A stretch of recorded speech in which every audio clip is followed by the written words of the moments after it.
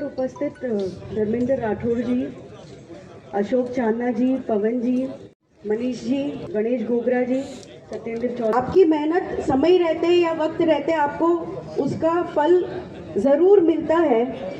लांबा जी का संघर्ष मेरे ख्याल से 20 साल का रहा है, 20 साल या उससे ज़्यादा रहा है। सुशील जी को भी हमने देखा है ज़मीन पे काम करते हुए। मेरे यहाँ जब मैं इंचार्ज बनी, आज ये 5वां साल चल रहा है मेरा इंचार्ज के रूप में, उसके पहले जो भी इंचार्जेस थे, 3-4 जनरेशन के जो इंचार्जेस थे, सभी ने बताया कि उस वक्त भी सुशील परीख जी काफ़ी एक्टिव रहते थे।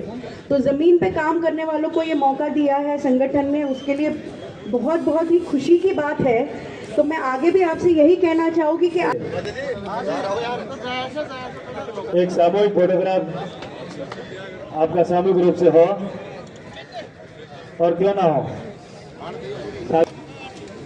राजस्थान युवा बोर्ड के अध्यक्ष के लिए आज शपथ समारोह में हमारे आज बहुत ही सबके जिनके लिए लाड प्यार के लिए हम सब उपस्थित हुए हैं, सम्मानीय सीताराम लांबा जी और सम्मानीय सुशील पारिक जी जो उपाध्यक्ष के तौर पर आज अपना पदभार ग्रहण कर रहे हैं। इस समारोह में विशेष तौर पर सम्मिलित हुए सम्मानीय अशोक चांदना जी, राज्य मंत्री युवा मामले एवं खेल विभाग, सम्मानीय महादेव खंडेला जी, राजस्थान किसान आयोग अध्यक्ष सम्मानीय धर्मेंद्र सिंह राठौर जी, राजस्थान पर्यटन विकास निगम सम्मानीय पवन गोदारा जी, साथी विधायक सम्मानीय गणेश गोगरा जी, सम्मानीय सुनीता गटाला जी और विशेष तौर से हिमाचल से चलकर इस प्रोग्राम में अपनी ग्रीमा में उपस्थिति दी सम्मानीय मनीष ठाकुर जी, हिमाचल युवा कांग्रेस अध्यक्ष, सम्मानीय बलवीर छीलर जी, अलवर जिला अध्यक्ष सम्मानीय पलक वर्मा जी, सम्मानित मंच और सामने विराजमान सभी युवा शक्ति और इस कार्यक्रम की शोभा बढ़ाने वाले सभी साथियों का मैं अभिनंदन करती हूँ, मीडिया के साथियों का आभार व्यक्त करती हूँ और दोनों हमारे इन युवाओं को मैं बहुत बहुत बधाई और शुभकामनाएं देती हूँ। माननीय मुख्यमंत्री महोदय का आभार व्यक्त करती हूँ जिन्होंने हम सबको जो आशीर्वाद दिया है, एक जिम्मेदारी दी है, भरोसा किया है। इस मौके पर यही कहना चाहेंगे कि जिस निष्ठा के साथ, जिस भरोसे के साथ हमें जो जिम्मेदारी मिली है उसे हम निष्ठापूर्वक युवाओं के लिए, खेल के लिए हम उसका निर्वहन करें। इसमें आप सबका लाड़ प्यार, आप सबका सहयोग और मैं ये भी कहना चाहूँगी क्योंकि जितने भी आप यहाँ मौजूद हैं सब कहीं ना कहीं हम चाहते हैं कि इन संस्थाओं के अंदर हम कुछ परिवर्तन करें या कुछ किस तरीके से हम उसमें अच्छा कर सकते हैं। तो आप सबके सुझाव भी मान्य रहेंगे क्योंकि आप हम सब एक परिवार का हिस्सा है। तो लंबा ना बोल के मैं तो कि जिस समय से मैं कांग्रेस पार्टी ज्वाइन किया बहुत ज़्यादा लंबा समय नहीं हुआ, लेकिन मैं तो ये ईमानदारी के साथ कह सकती हूँ कि पार्टी ने, आला कमान ने, माननीय मुख्यमंत्री महोदय ने मेरी जो रुचि रही, जिसमें मेरा एक्सपीरियंस रहा, उसी में हमें अध्यक्ष के रूप में चुना। हम खुश होंगे कि हम इसमें कुछ अच्छा कर पाएँ और मेरे लिए और भी खुशी की बात है कि हम जितने भी लाइन में बैठे हैं सारे युवा हैं। एक नई पीढ़ी पे अलग से जिम्मेदारी देकर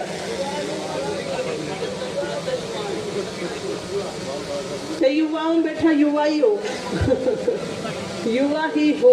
तो इसके लिए मैं कहना चाहूँगी कि जितने भी हम युवाओं पे जिम्मेदारी दी गई तो एक तरीके से आने वाली पीढ़ी पे जो भरोसा किया गया है मैं उसके लिए भी आभार व्यक्त करती हूँ। ज़्यादा समय नहीं लेना चाहूँगी और आप सबका इस खेल संस्थान में और प्रांगण में अध्यक्ष के तौर पे विशेष तौर पे स्वागत करती हूँ। आप सबका बहुत बहुत आभार, धन्यवाद, जय सीताराम लांबा जी और सुशील पारिक जी को मैं सबसे पहले तो मेरी तरफ से और आप सबकी तरफ से हार्दिक बधाई देता हूं।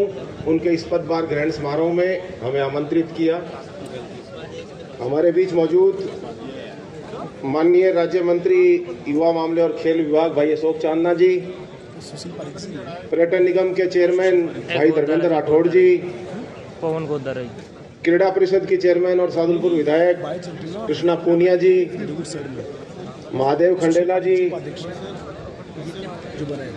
माननीय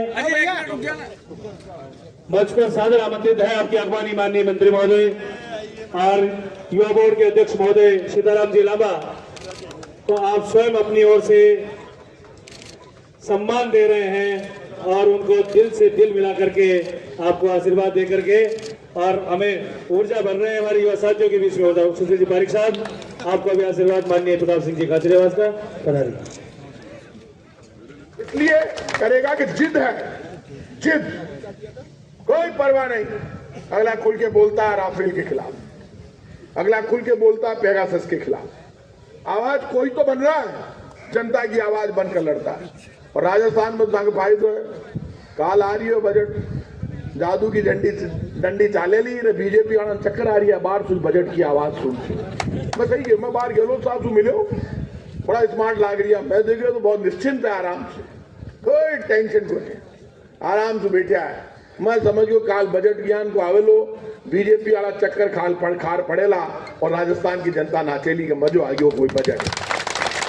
मैं इसलिए कह रहा हूं, ये बात आप देख लेना, मुझे भरोसा है। पिछली बार जो बजट आया, अशोक गहलोत तीसरी बार सीएम है, एक्सपीरियंस आदमी है, वह सब जाने कब कुण को इलाज करना है और कब कुण आगे बढ़ाना है। इसलिए मैं तो क्या है कि मेरे खून में राजनीति है, मैं सीखता हूं बड़े नेताओं से। तो ये बात तो तय है, अशोक गहलोत जी से दोनों बात सीखनी चाहिए, कब किसका इलाज करना है, कब किसको आगे बढ़ाना, वो अशोक गहलोत जी अच्छी तरह से जानते हैं। इसलिए कल जो बजट आएगा, मुझे पक्का विश्वास है वो जादूगर का जादू वाला बजट होगा, लेकिन राजस्थान की जनता को फायदा होगा। और मैं आज आपको गारंटी से कह रहा हूं, 3 वर्ष में बीजेपी राजस्थान की जनता का विश्वास नहीं जीत पाई, झूठ बहुत चलाया, झूठ चला नहीं पाई।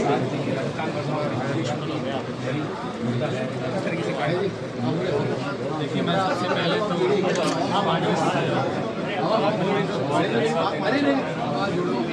2 मिनट चुप हो जाओ। साधारण कार्यकर्ताओं को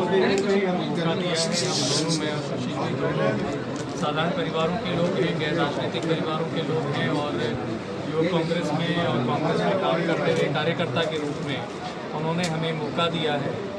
और ख़ासतौर पर क्योंकि हम लोग युवक कांग्रेस में भी काम करते हैं, तो देश भर में जो युवाओं की आवाज़ है उसको सुनकर हम राजनीतिक तौर पर उनकी आवाज़ें उठाते हैं। और आज अगर हमें मौका मिला है कि हम सरकार में उन आवाज़ों को शामिल कर सकते हैं, तो निश्चित तौर पर जो 2-3 बड़े मुद्दे इस देश में नौजवानों के हैं, जिसमें सबसे बड़ा मुद्दा बेरोजगारी का है। हम देख सकते हैं कि 2014 के बाद जिस तरह से हमारी केंद्र की सरकार ने नोटबंदी, जीएसटी जो गलत तरीके से उन्होंने अप्लाई की और कोविड में जो मिसमैनेजमेंट पिछले 2 साल से हुआ, सबसे ज़्यादा अगर किसी को नुकसान हुआ है तो वो इस देश के नौजवान का नुकसान हुआ है। भारत युवाओं का देश है, जहाँ युवाओं के सपने हैं, उनको रोज़गार चाहिए, उनको आगे बढ़ने के लिए मौके चाहिए। पर नरेंद्र मोदी जी की सरकार ने उन मौक़ों को वहीं रोक दिया, उनके सपनों की उड़ान को रोक दिया। तो हमारे राजस्थान में कांग्रेस पार्टी की सरकार है, हम और हमारे मुख्यमंत्री जी जो कि हमेशा युवा मामलों में बहुत संवेदनशील रहते हैं, वो अलग अलग किस तरह से युवाओं में रोज़गार की कैसे नई अपॉर्चुनिटीज़ ला सकते हैं उसके ऊपर काम कर रहे हैं, स्किल्स के ऊपर काम कर रहे हैं, नौजवानों को उद्योग लगाने के लिए मौके दे रहे हैं। आप लोगों ने देखा होगा जो हमारी उद्योग नीति पिछले बजट में भी आई थी, उसमें क्लियर था कि नए नौजवान अगर अपने नए उद्योग लगाते हैं तो उनको बहुत सारी रियायतें दी गई थी, नई चीज़ें उनको, चाहे कन्वर्जन का मामला हो, चाहे अलग अलग चीज़ें सहूलियतें उद्योगों में भी दी गई थी। तो राजस्थान की सरकार हमेशा युवाओं के साथ है और हम लोग भी, हमें मौका मिला है तो नौजवानों की जो भी आवाज़ होगी हम उसके ऊपर काम करेंगे। और दूसरा एक सबसे बड़ी चुनौती हमारे सामने है देश में संप्रदायवाद और जातिवाद का जहर बोलने की कोशिशें कुछ ताकतें कर रही हैं और वो सबसे उनका आसान टारगेट युवा है।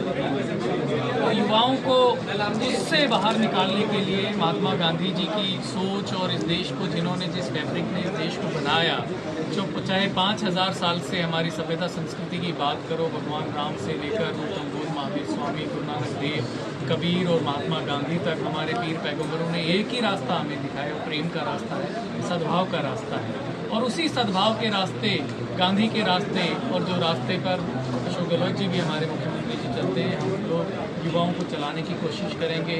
हम ब्लॉक स्तर पर, उपखंड स्तर पर, जिले स्तर पर छोटे छोटे वर्कशॉप, कार्यशालाएं करेंगे नौजवानों को, नए लड़के लड़कियों को, जो NSS, जो NCC, स्काउट गाइड, इनसे जुड़े हैं और दूसरे भी नौजवान जो निकल कर आएंगे, उनके साथ हम बात करेंगे। एक अच्छा समाज बनाने की कोशिश, एक अच्छा युवा समाज बनाने की कोशिश करेंगे।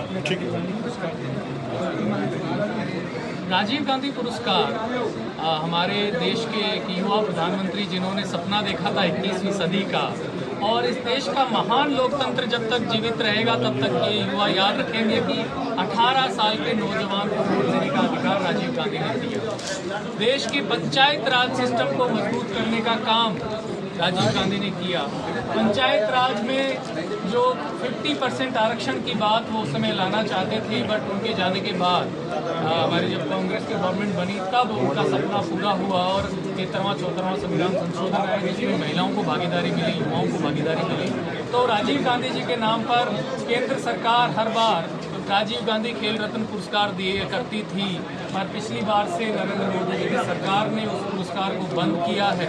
तो हम राजस्थान का युवा बोर्ड ये पुरस्कार दोबारा हम शुरू करेंगे। आज मंत्री जी से भी हमने चर्चा की है कि जो भी चाहे कला, संस्कृति, उद्यमिता और अलग अलग फील्ड में जो भी हमारे युवा युवती बेहतरीन कार्य करेंगे उनको हम लोग राजीव गांधी पुरस्कार देंगे सालाना, और उसके ऊपर हम लोग काम कर रहे हैं, पर हम लोग वो शुरू करेंगे। Thank you.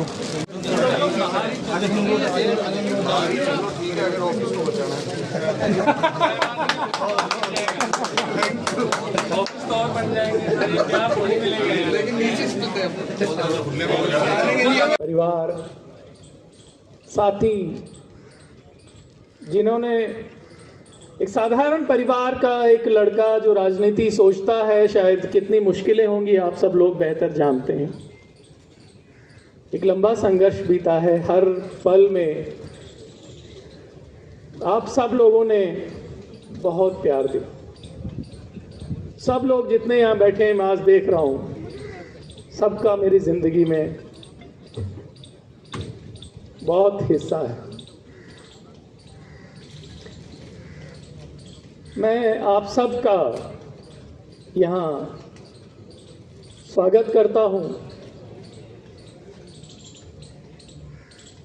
और जो अभी प्रताप सिंह जी ने कहा कि आज मौका है एक एजेंडा बनाकर बात करने की, राजस्थान के नौजवानों की बात करने की, मैं माननीय मुख्यमंत्री अशोक गहलोत साहब का बहुत धन्यवाद देना चाहता हूं कि एक साधारण कार्यकर्ता को उन्होंने मौका दिया राजस्थान के नौजवानों के लिए बात करने का, राजस्थान के नौजवानों के लिए काम करने का उन्होंने मौका दिया। जब मैं उनसे जब निर्णय नहीं हुआ था उससे पहले मिला, उन्होंने कहा सीताराम मैं चाहता हूं तुम 33 जिलों में काम करो। तो मैं आज भरोसा दिलाना चाहता हूं कि हम राजस्थान सरकार की लोक कल्याणकारी नीतियों को खास तौर पर युवाओं के लिए, क्योंकि मुख्यमंत्री जी हमेशा नौजवानों के बारे में सोचते हैं, चाहे उनके रोजगार की हो, चाहे उनके बेहतर जीवन की हो, हम उन योजनाओं के ऊपर काम करेंगे। हम जो राहुल गांधी जी का सपना है, जो विजन है, ये देश में नौजवानों को एक अलग दिशा में ले जाने का काम किया जा रहा है, जो दिल्ली में बैठी सरकारें हैं। आज नौजवानों में अभी प्रताप सिंह जी और अशोक चांदना जी कह रहे थे कि नौजवानों को एक अलग दिशा दी जा रही है, प्रताप सिंह जी ने कहा कि महाराणा प्रताप को धर्म के नाम पे बांटा जाता है। हिंदू और मुसलमान जाति प्रथा के नाम पर बांटा जाता है। कोई जाट है, कोई राजपूत है, कोई गुजर है, कोई ब्राह्मण है, कोई ऊंची जाति का है, कोई नीची जाति का है, कोई दलित साथी है।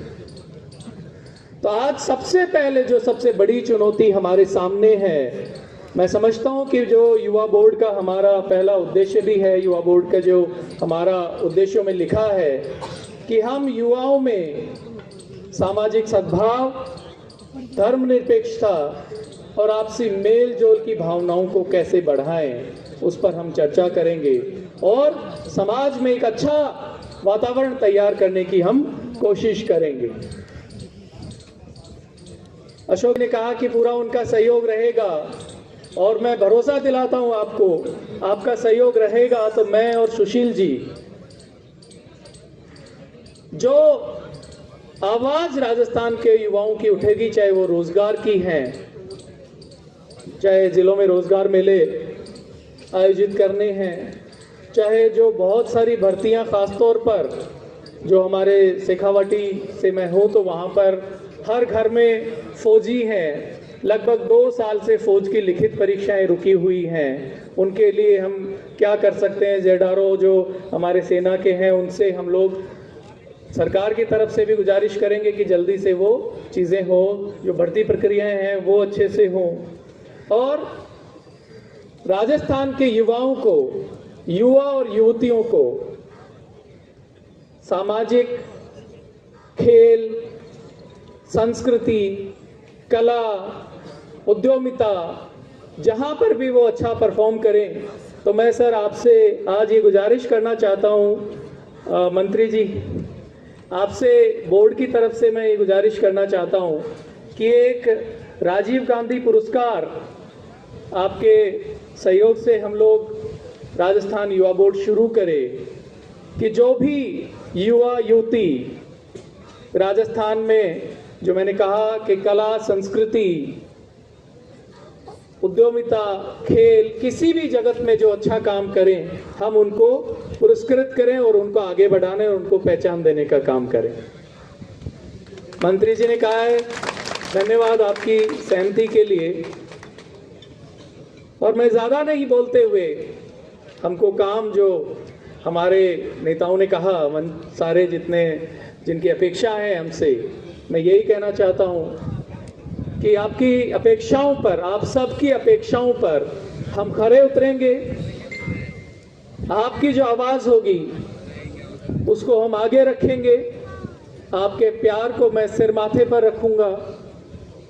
आज अलग अलग हिस्सों से मैं देखता हूँ, दिल्ली से भी मेरे साथी हैं, हरियाणा से भी हैं, यूपी से भी कुछ साथी आए हैं, हिमाचल से हमारे साथी आगे बैठे हैं, राजस्थान के कोने कोनों से आप लोग आए हैं। आप सबके प्यार के लिए धन्यवाद। मैं हमेशा आपके मान सम्मान को, आपके प्यार को आगे रखूंगा। मैं फिर से भारतीय युवा कांग्रेस को, आदरणीय कृष्णा जी को, श्रीनिवास जी को, पूरे आईवाईसी के परिवार को, राहुल जी को, अजकन जी को धन्यवाद देना चाहता हूं कि उन्होंने एक कार्यक्रम मौका दी।